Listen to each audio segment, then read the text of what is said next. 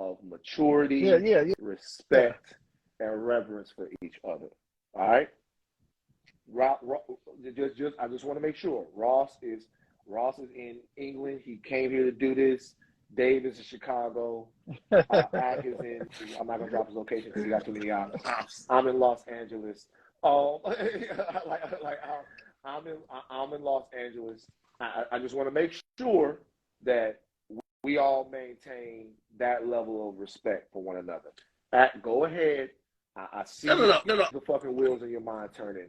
But no, like, so I mean, I hear the point he makes, and I understand the perspective, right? So we're all kind of like trading ideas, and that's why I'm glad we're all keeping it respectful, because at the end of the day, I'm not going to say there's either side right or not. There's just a lot of different perspectives here, right? People looking at it differently.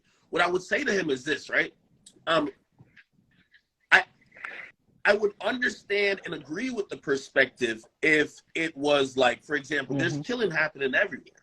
People aren't reporting on all killings and the nuances and the stories behind most of these killings for the most part, at least hip hop journalists, until multi-million-dollar careers are being created from the violence.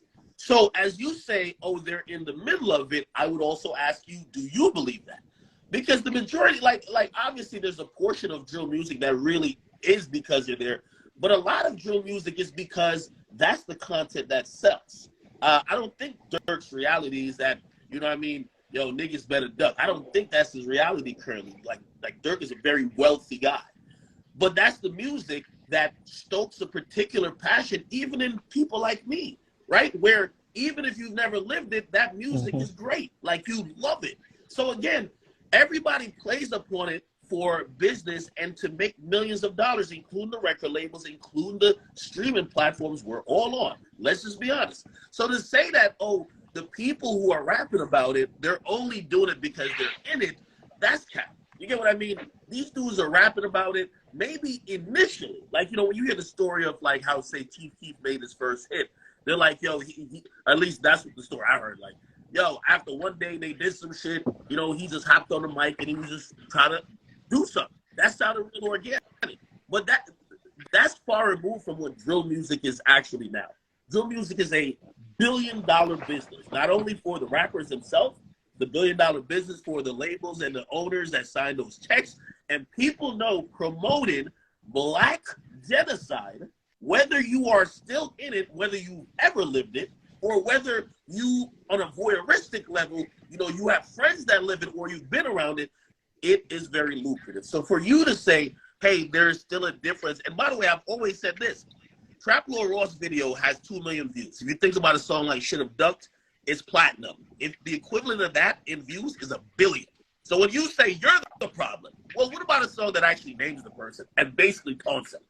Well, I always say the people who are upset at Trap Lord Ross or DJ Akademiks, they're always quiet when it comes to the rappers. They never say, hey, we should boycott this song. Hey, how about we stop? Hey, how about we write a letter, or how about, there's many ways to do it.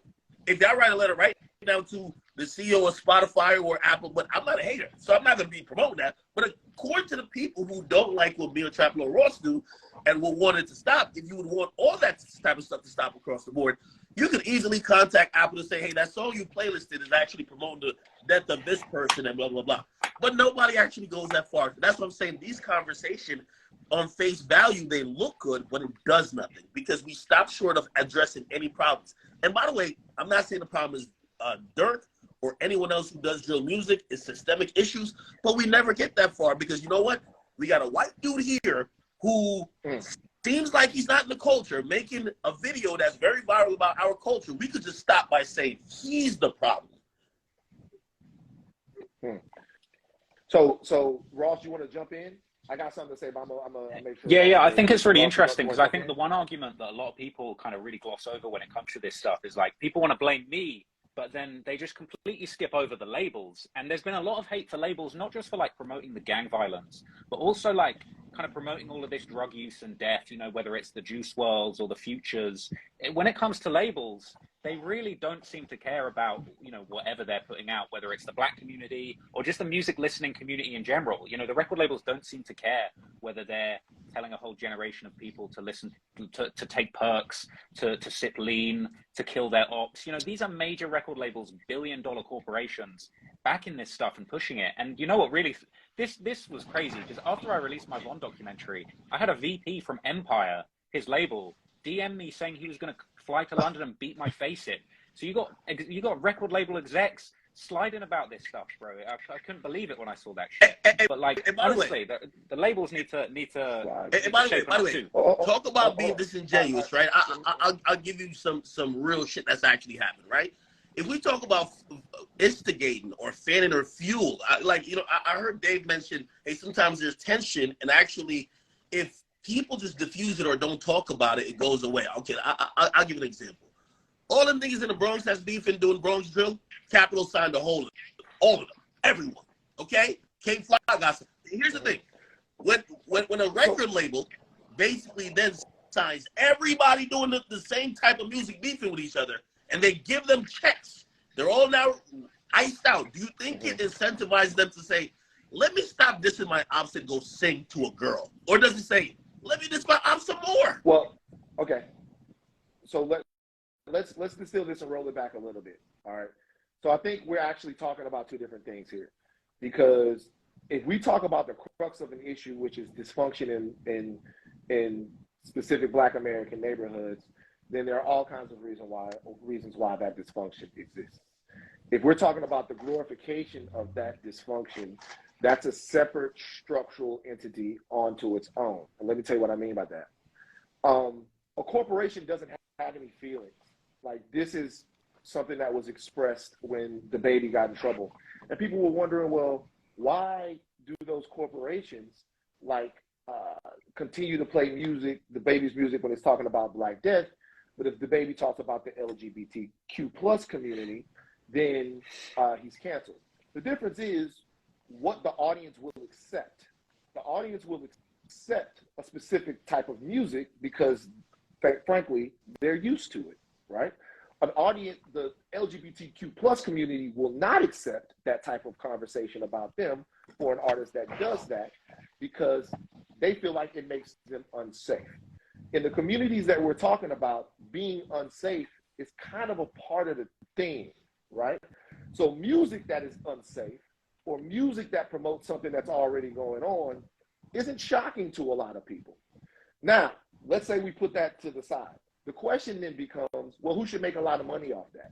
That's kind of what we're talking about. Like, who should make a lot of money off dysfunction that already exists, that exists before I was born, and I'm the oldest guy on this call, before Dave was born, before Akademiks was born, before Trap Lil Ross was born. Does it matter who makes that type of situation into something where they can profit off of the Black death? Now, if you're saying right now that the labels should be responsible for that, they should. And they should be responsible for it because we say so.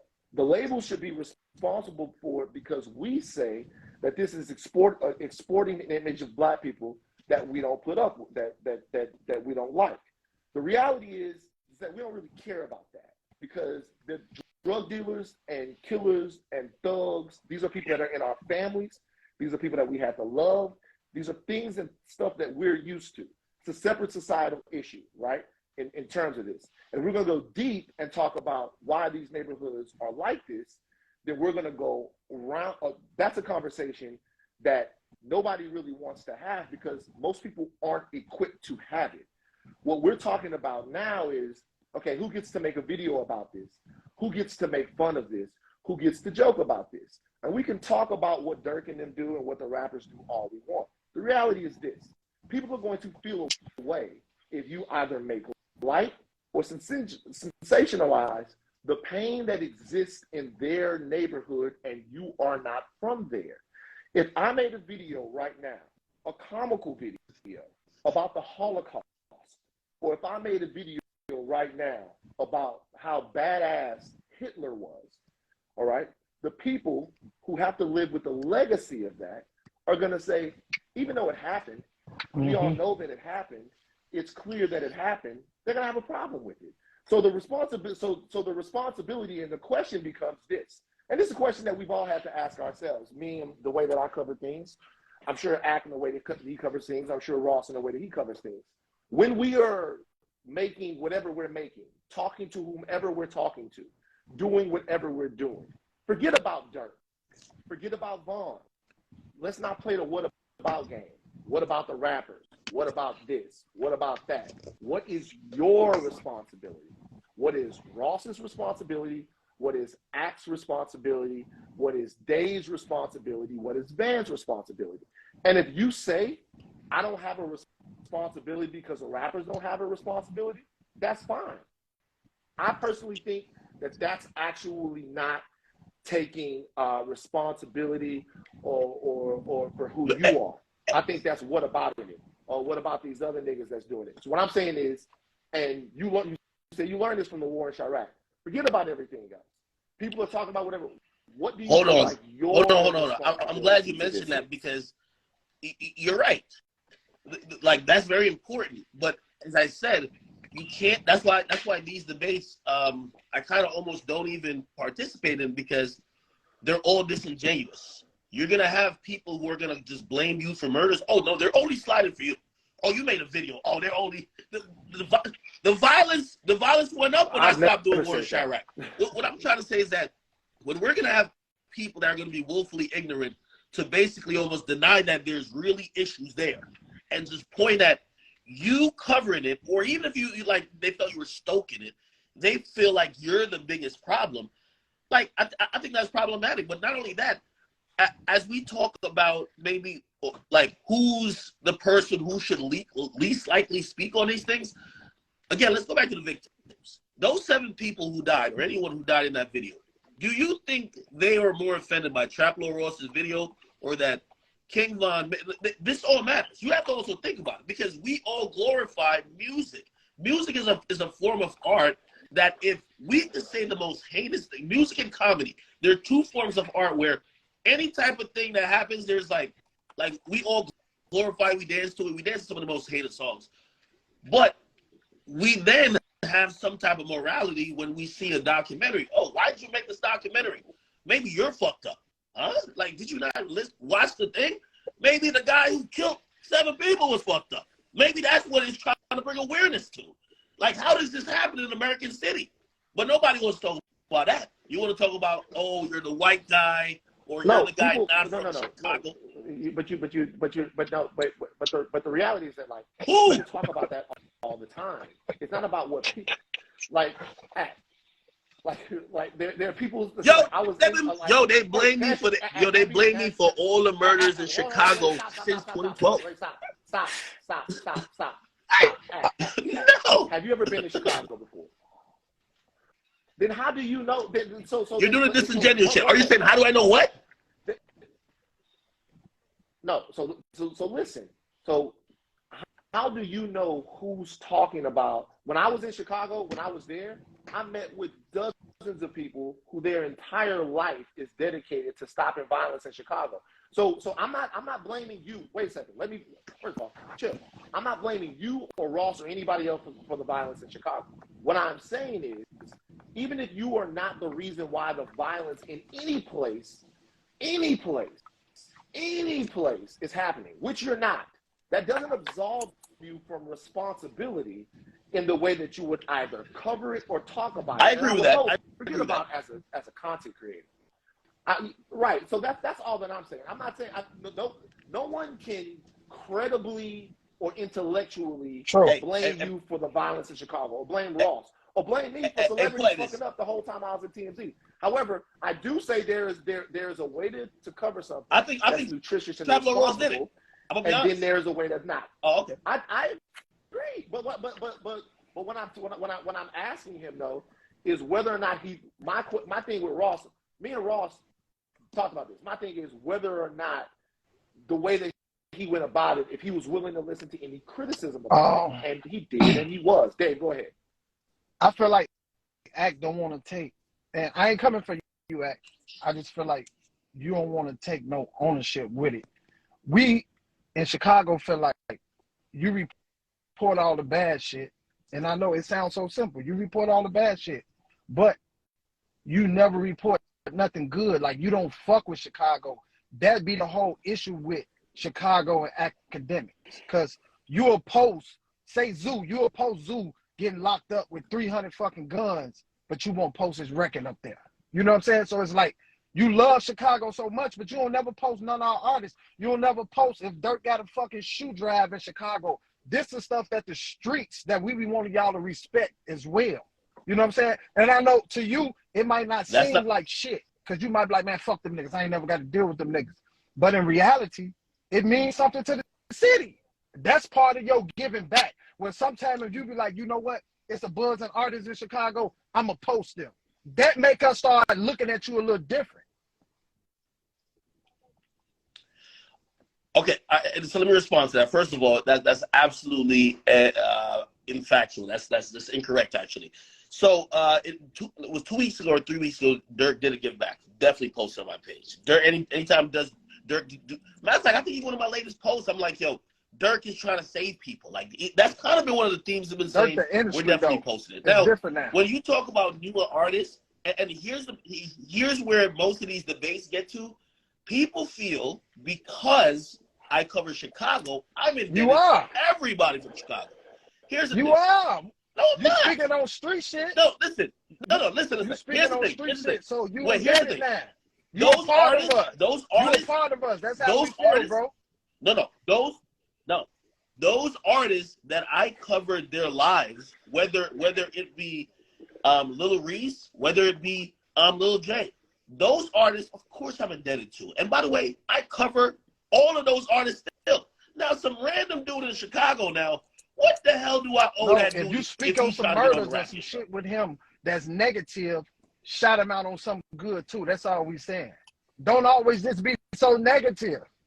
That's always been that's always been the case. If you go back, and Chief Keef himself, because he DM'd me when I stopped doing it, saying that was always the source of, I do cover some of the things that might not be the best for your image, but all of that is also help propelling the music. Like it's kind of also like a two-faced type of thing, right? Like, when it comes to like say 600 Breezy and also Lil Reese, right?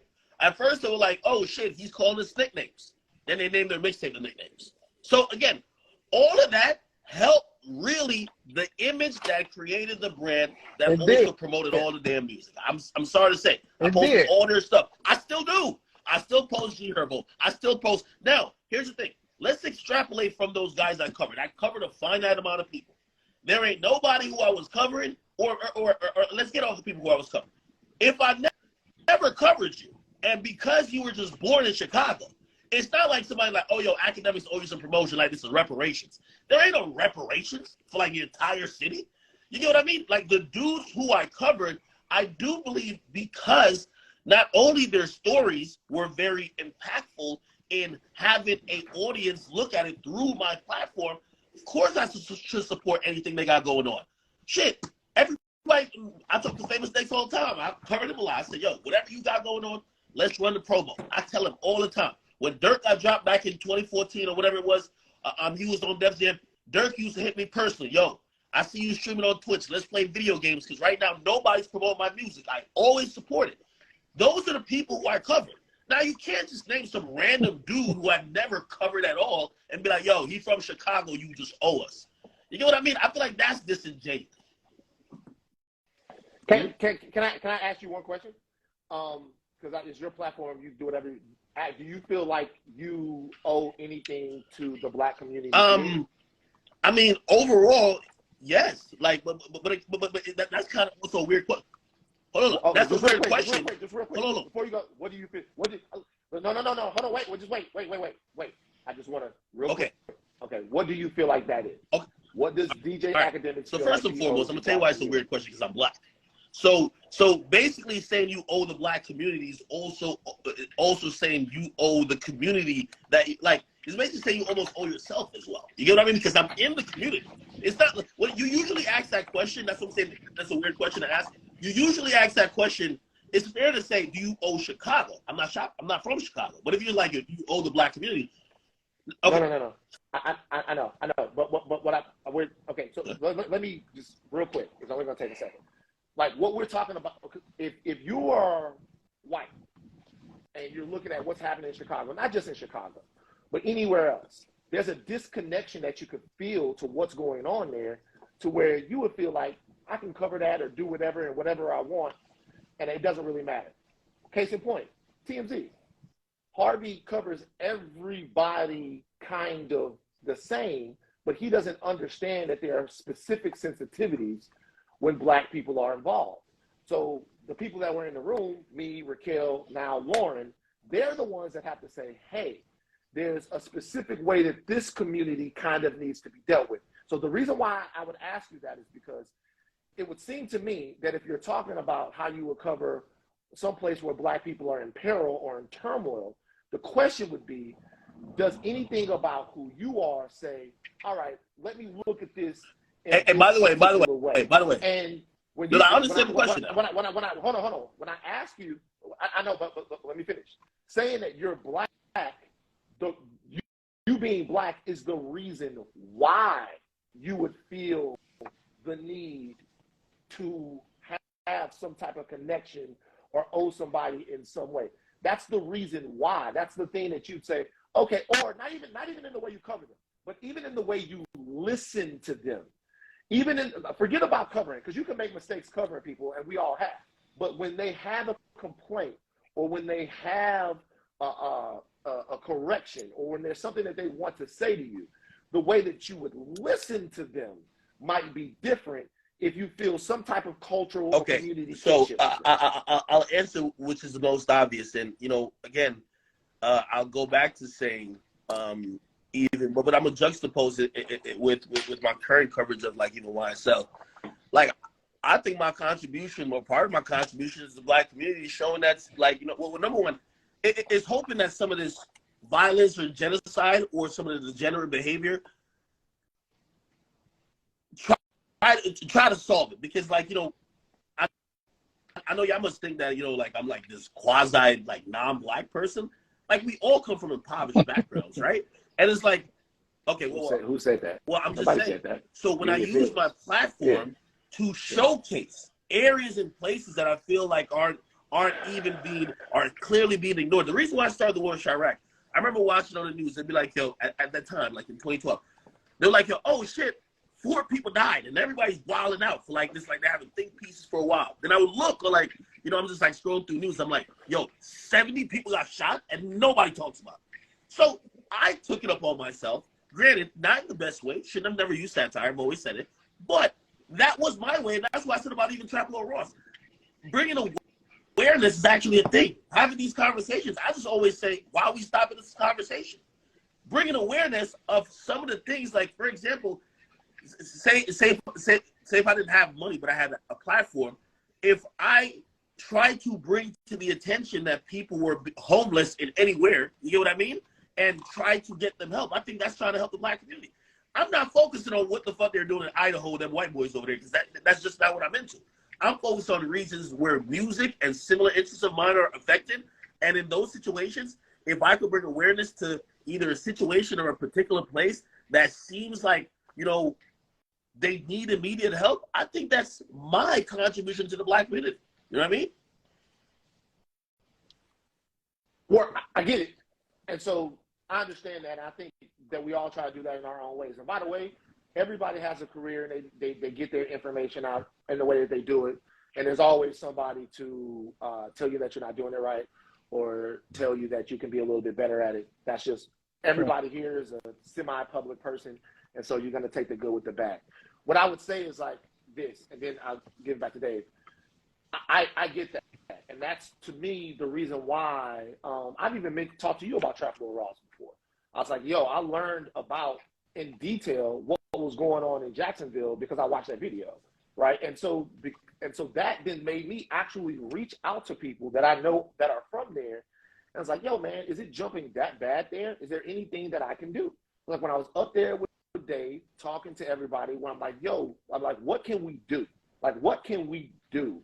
You know what I'm saying? Like, in order to do this. And when we come back to the record companies, I think that the record companies, I think there are all kinds of things up there that's going on. The record companies are funded the bullshit. What they should be funding is Pastor Corey Brooks Community Center up there in Chicago.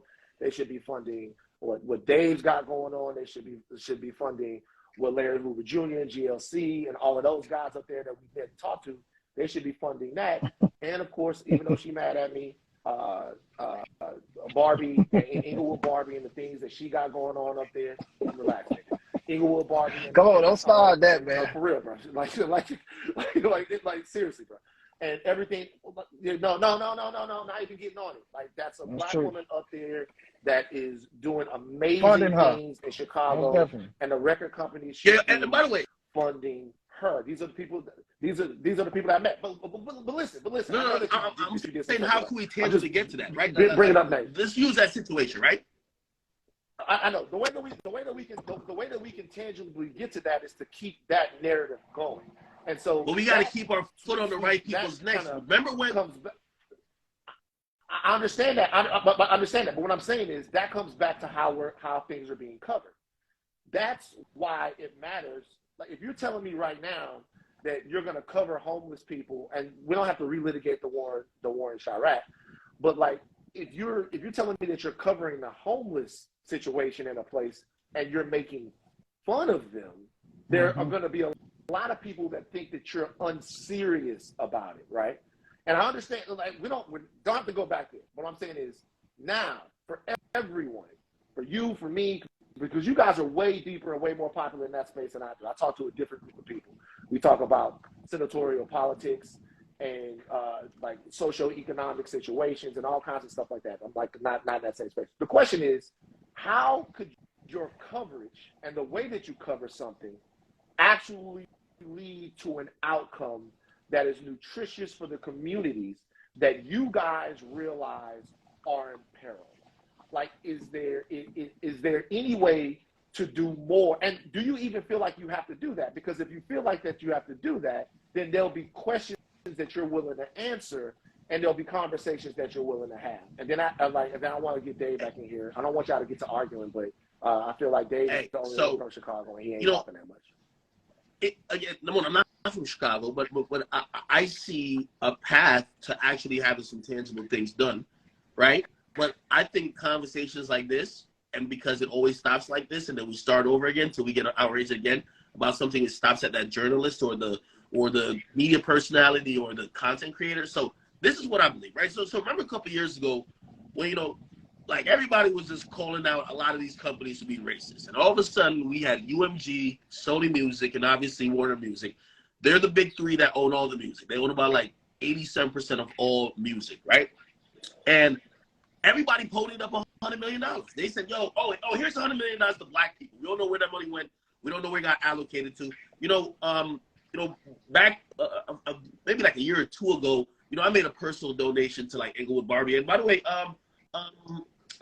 like obviously Dave probably got his own things going on. Having some funding from the people, right? Not necessarily like, I might be decent off, but like these record labels, you could actually put them in a position where they have to give back. I think they watch these conversations, and even though we might mention that, who the real motherfucker who's actually benefited, it's not Tableau Ross with a video with 1 million views, it's the person who's actually making billions off of this. You could actually force them to at least put some resources back in the community that care about it and actually move around with it. Here's the thing. I am all the way in like, again, if my platform could be used to make that happen, I would love to do it. That's why I'm on here saying that. But you know what happens? Everybody else is going to be like, nah, nigga, it was you. You gave niggas nicknames. We're going to stop at that. That's the bigger fish you got to fry. It's like basically being mad about the laws of your city, but scared to go to one of these council meetings. Like, you don't even want to show up in politics. Yeah, you could talk about it all day, but if you want tangible results, maybe if there was, different allocations of funding for different things that could possibly try to help and quell these issues, maybe we would see a reduction in violence. It's not going to be like, oh, bro, you're making videos, that's why people are sliding. No, let's try to get more resources out of the people who are benefiting the most. And if you have people like myself who say, I'm not opposed to using my platform to push that issue, I don't know why it's always the name calling, like, oh yeah, you didn't, like, have you been to, like, no, it should be a collaborative thing. But again, I keep saying that these are the conversation. After this, it stops and we start back over. So it's like, have you ever thought about, Dave, why no one from Chicago is in the position that Ak is in, or no one from Chicago is actually making the type of documentary that Trap Ross has made, because the job that you guys doing, it's not like it's hard or it's special. The reason why no one from Chicago is doing that is because there's repercussions behind it. It's a lot of personal information. It's a lot of street business. So people feel like when you post the videos or you speaking on it, it's like, dude not even from here. He ain't even in tune with us. And this is the whole big reason why nobody from Chicago, nobody from Chicago would even make this video about Von, Dirt, Duck. Nobody from Chicago would do that. It's always somebody outside of the city that makes these videos. And when everybody wants the uproar come, why is everybody so uproar? Because this shit is dangerous. You're speaking on a lot of streets. Go ahead. Can I give a counter on that? Because this is an interesting topic. Because I think a lot of people bring this up and they say, well, why is this lame white guy from England making these videos? But you're right. There actually is. The thing is, there is more repercussions. If you live on O Block and you make a video like the video I made, you're going to face repercussions. I've got hella people in my DMs saying if I step foot in Chicago, they're going to kill me, right? Whether or not I believe that, I don't know. But like, it's probably, maybe this week isn't the week for me to go to Chicago. But what I'm trying to say is that like, is that like, so at the end of the day though, it's not necessarily a good thing that this culture of fear is being created in these communities where people don't feel like they could talk about this. Like, you know, look, a bunch of people in Chicago been knowing these rumors about Von. Okay, but it's a case that like, yeah, it took a white guy from England to put this information out there and get people thinking. But like, it's not necessarily a good thing that there's a culture of fear that people in Chicago that are living in these communities feel like they can't talk about it or report on it. And I actually, you know, people often hit me with the like, oh, you're a white guy, you know, don't support Trap Lord Ross, he's a culture vulture. But bro, I think that there's plenty of space for creators from Chicago or black creators to come in and make content. There's no stopping, you know, a young black media creative kind of guy coming through and making content in this space. And I think that, you know, that should be encouraged. I don't think people should be in fear of like violence if they talk about this kind of stuff on the internet. But if that's how the situation is, then maybe it makes sense that someone like me is making this stuff and someone in Chicago isn't. But at the same time, you know, it's sort of, it's a funny argument. Like, I thought it was really interesting what Van said a minute ago when he was talking about like, if he made like a bunch of videos on like the Holocaust, for example, or like World War II, it's like, if you made a bunch of videos making a mockery of that situation, then yeah, it would be over for you. But then if you make something that's very thought-provoking and reasonable, like the movie Schindler's List, that's going to go on to win an Oscar. So I think the approach that people take on this kind of stuff really makes a difference. Yeah. But also, like, I'd always defend what Akademiks did with the war in Chiraq. And I really feel like, to be honest, like, Ak gets it too negative when it comes to the war in Chiraq, because, you know, not a lot of people really give him credit. Like, people say, oh, he was making jokes and he was using satire. But bear in mind, when Akademiks covered the war in Chiraq, this, outside of like the Chicago Tribune, and bear in mind, a lot of the times in those videos, you were reading videos from the newspapers in Chicago about the murders going on. So you weren't even the first person to bring it to attention. But as far as like the hip hop listening community, you know, you were one of the first people bringing this shit to life, telling people, yo, you know, in my video, I mentioned the whole situation where Lil Mark got killed by the bus stop. And you're like, I can't believe that a guy with all this much beef would be standing by a bus stop. And it's like, you know, I don't think you were trying to make fun and be mean, but I think for you as an outsider, for an entire generation of people that hadn't heard these Chicago stories, like, Ross, it was absurd. And I think it was probably your natural response. Ross, can I stop you before we get deep into the war in Chiraq? I don't. We gotta be able to be real about the war. He was calling them coons. Hold on, you know. Hold on. Yeah. I was never calling the people who died. Like I was talking about the people. If anything, I was demonizing the people doing the killing. I know. But what I'm saying is, we just got to bury that. It wasn't the right approach. Let's just move on. There's no need to everybody in the game of media has something that they've done or something that they've said that they wish they either didn't do or did in a different way. Like Ross, all due respect, I don't even think you know why people are mad about that, because the cultural IQ to be able to understand it, not dissing at all, is probably not where it needs to be. We just don't need to keep relitigating the war in Chiraq. What we're trying to wait. I want to add one like thing. what we're talking I about. want to add one thing about that, right? And I'm not probably not negating your point, but I do want to say the majority of people who are mad at the war in Chiraq never really watched it while it happened. This was something that they saw clips. They've never even seen the channel. Right, you know, it's something that so they've seen. And by the way, was that moments? It was definitely too much, obviously, right? But like they didn't even understand the approach, or maybe even why. So again, it's a lot of it's like clip based. You know, we're living a clip based culture. Again, not defending the approach. I still say wrong approach, but it's one of those things when I'm out here doing my thing and I'm shitting all these niggas in the game.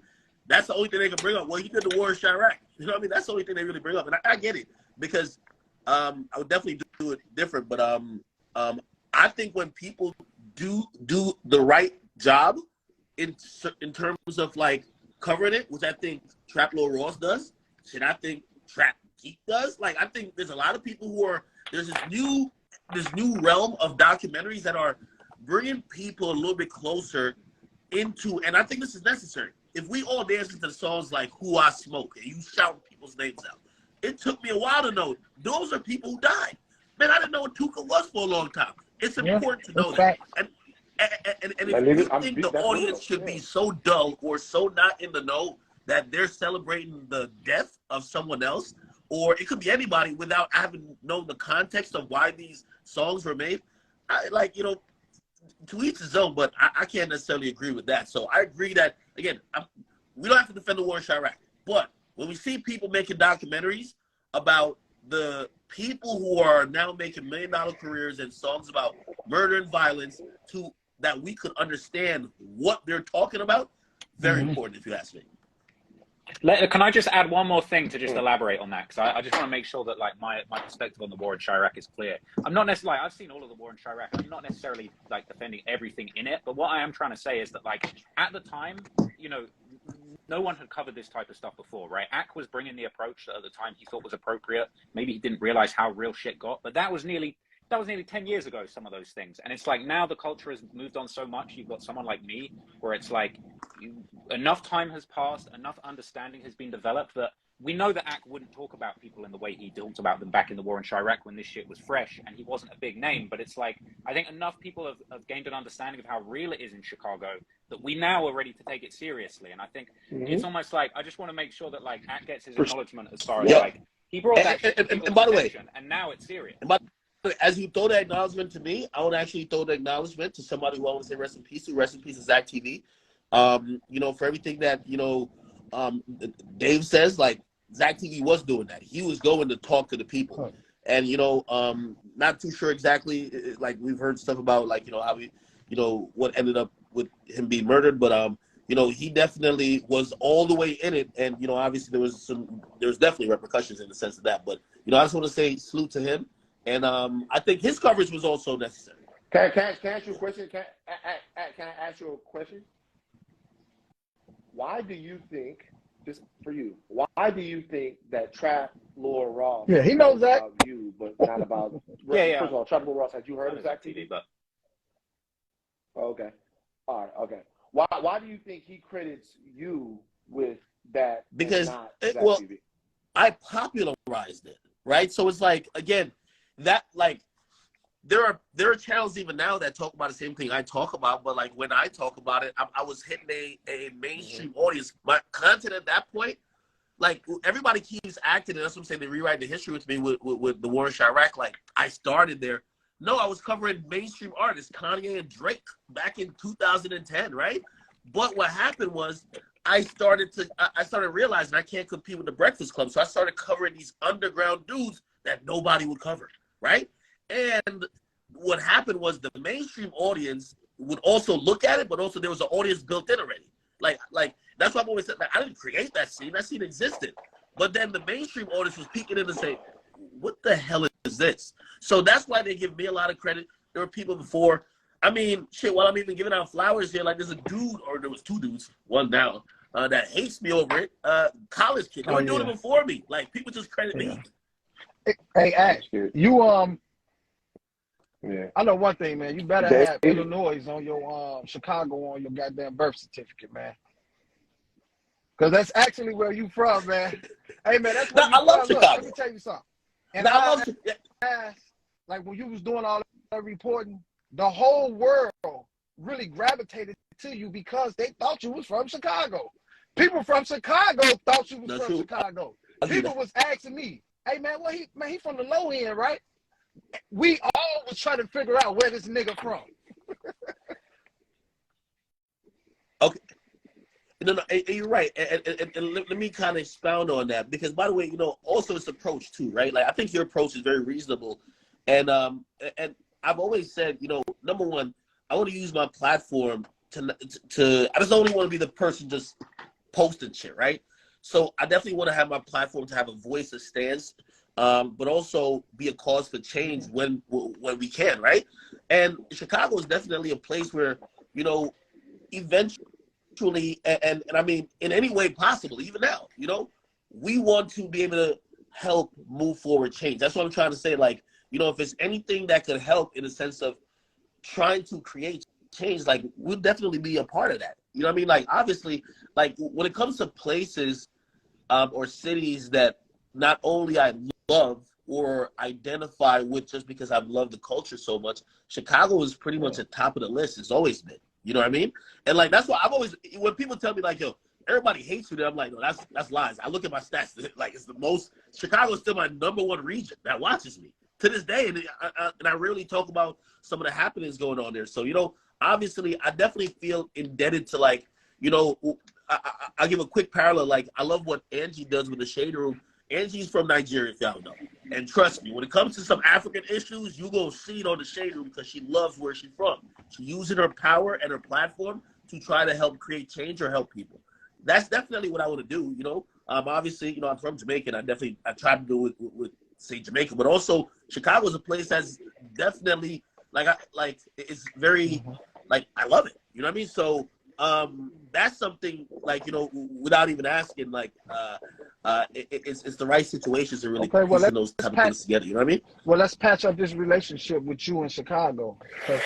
It's a lot of things that you can do to help out. You know what I'm saying? Besides pointing all the negative shit, we actually love and like what you do. We just don't like the fact that you don't tap in and fuck with us. So if you're gonna keep speaking on the city, not just fuck with Lil Dirt, not just Chief Keef because they there. It's a whole bunch of us out here that's really helping this city and keeping the city alive. You know what I'm saying?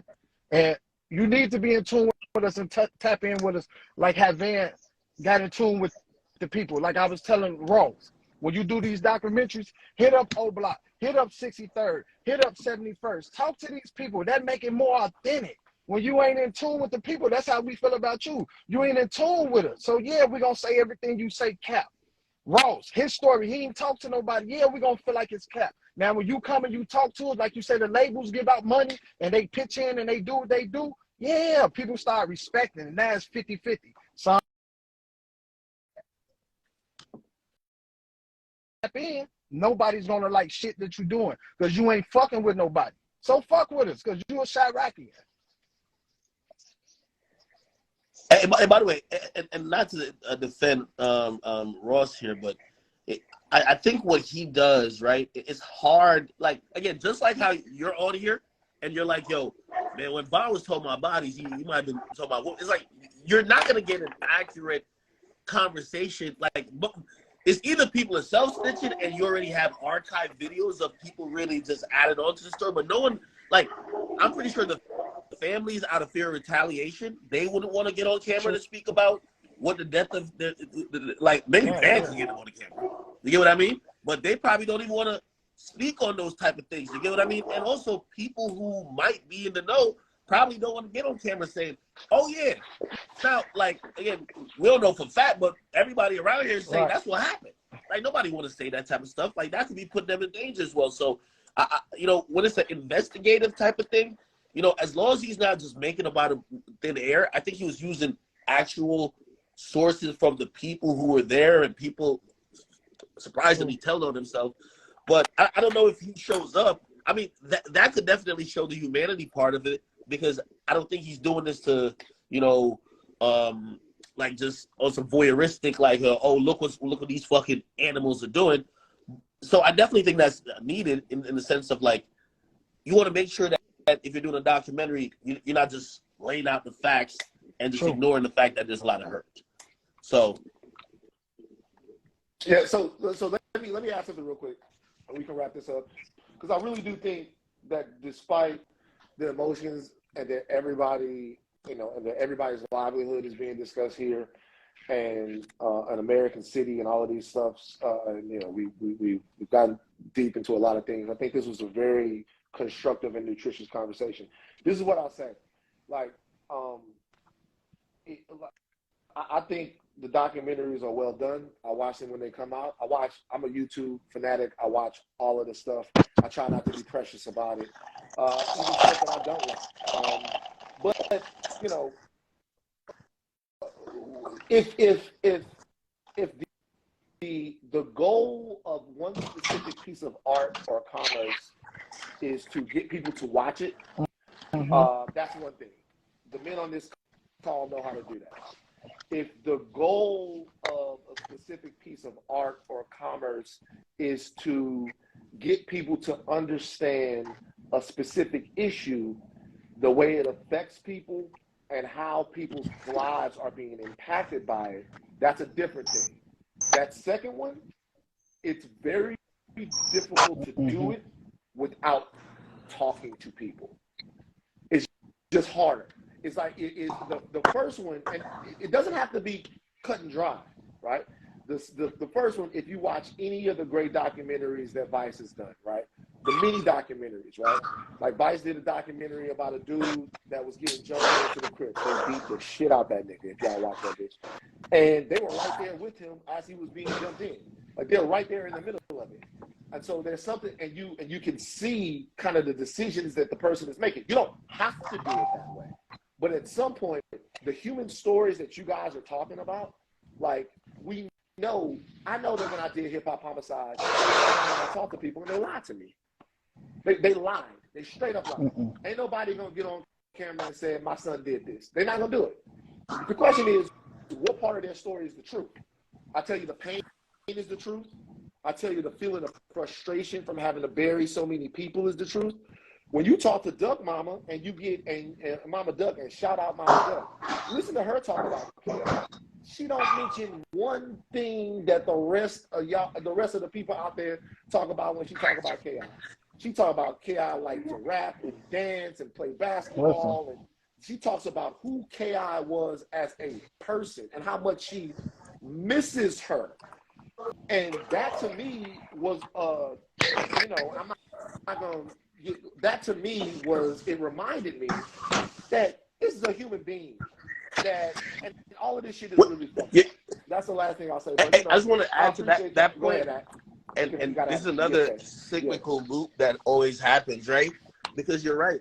I remember I only started posting Mama Duck on my page because Mama Duck was in my DMs cussing me out saying, yo, you posted this guy while he was all alive, and my son is dead, and now I feel I'm getting some justice, and you're not posting that. You're being unfair. So I guarantee somebody else from afar might look at that and say, no, that's instigating. You're posting both sides. You know what I mean?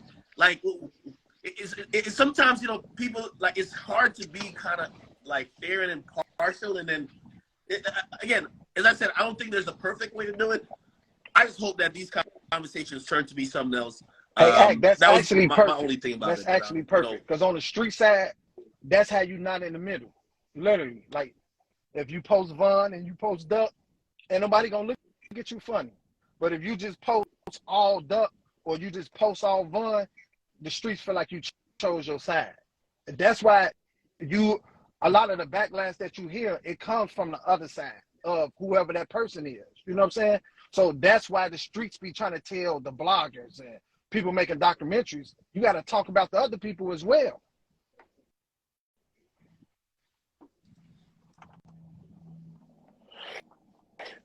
One thing I'll add to that, and this is really be the last thing I say, I gotta walk the dog, but when I was there, like we were on a block, right?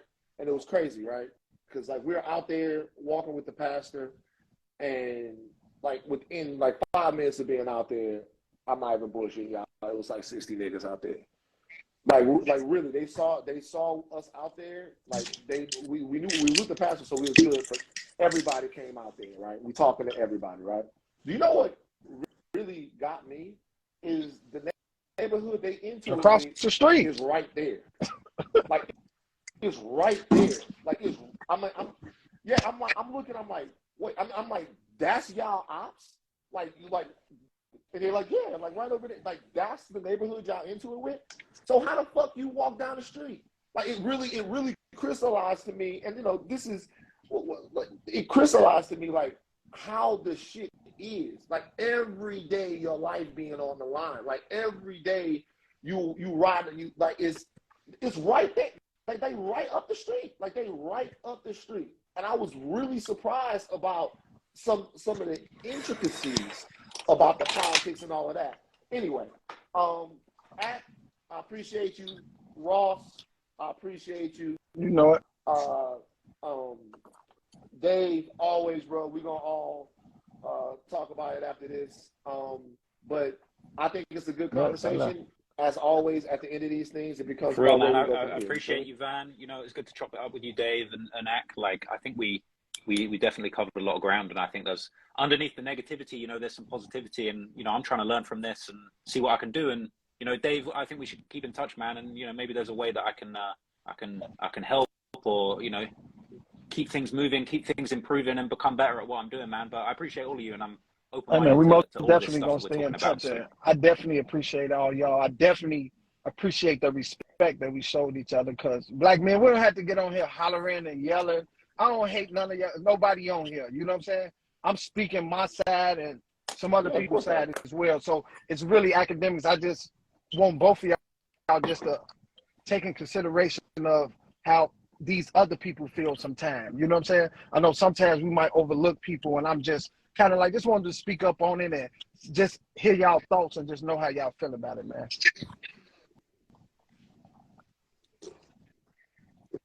I think that's cool. That's fair what we both said. And then I was just coming here to watch.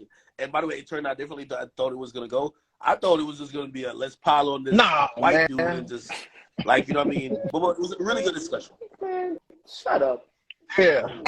So you up here taping for the white man. This guy. With Trump, you having a bad week. With Trump, Rumble, you can't hit it. Yeah, man. Hey. What the hell are we doing? A one-on-one. You got to have a one-on-one with him, man. I got to talk to you. Hey. Oh, man. One of the things I've always said is, like, a lot of times what could be a great debate or discussion turns into ad hominem attacks, turns into really just name calling and ego, people feeling they're disrespected, or people like, we talk past each other than talk to each other. And I think this was good, man. I heard both you guys out, and, while I might agree with some here and some there, I feel like everybody had a perspective, and, life is all really about perspective, right? Like, the reason why we all don't agree is that, I come from over here and I look like this and I'm this and that, and you're from over there and it's the same thing. So, good conversation, man. Appreciate you, brothers. Sure.